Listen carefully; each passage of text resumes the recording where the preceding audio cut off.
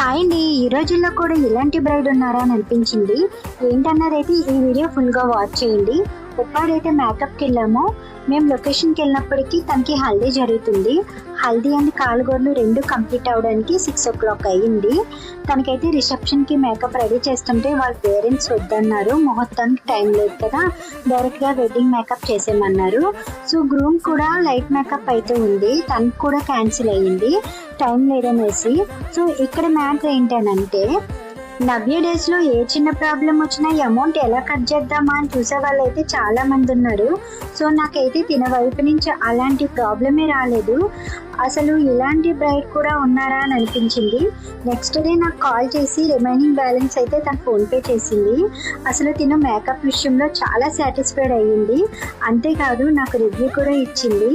తన ఎంత happy feel అయ్యింది అన్నది మీరు ఈ తన మాటల్లోనే వినండి.